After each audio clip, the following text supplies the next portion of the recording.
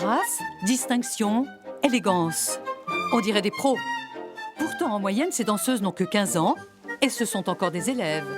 Mais des élèves de l'école de danse la plus prisée du monde, celle de l'Opéra de Paris.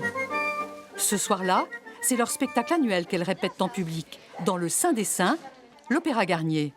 1 heure avant, dans les coulisses, c'était comme le Nirvana. Alors c'est le grand jour? Oui. Et alors? Je suis très contente de monter enfin sur scène parce qu'après toutes ces répétitions, quand même, on a envie de se montrer au public.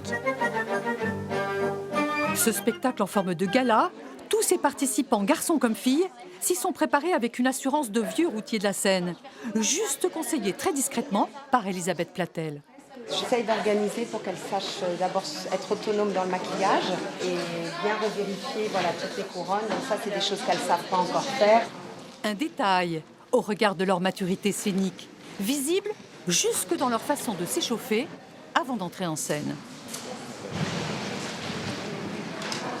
Cette maturité, c'est à leur école qu'ils l'ont acquise. Une école unique au monde. Garçons comme filles, on y entre sur examen et on y reste environ 6 ans. La discipline est implacable. Plus d'accent dans les dégagés. Cours scolaire le matin, enseignement artistique l'après-midi. Aucun moment ou presque pour souffler. Mais personne ne se plaint. Certains jours, vous vous dites pas que vous auriez préféré jouer à la Game Boy? Non, pas du tout. Mais c'est vrai que j'ai d'autres loisirs aussi. Quand je rentre chez moi, je fais pas que de la danse. Je fais comme les enfants normaux aussi. De temps en temps, le week-end, je fais un peu autre chose pour me changer les idées, mais ça reste la danse le plus important. Allez les gars.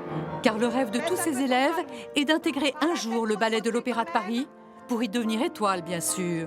Et pour ça, ils sont prêts à tous les sacrifices. C'est beaucoup de plaisir aussi. Vous savez, la danse, c'est une passion. Donc, c'est pas un problème de travail. Si 160 jeunes environ peuvent chaque année vivre leur passion, c'est grâce à Louis XIV. C'est en effet le roi Soleil qui, en 1713, créa cette école, toujours sans équivalent.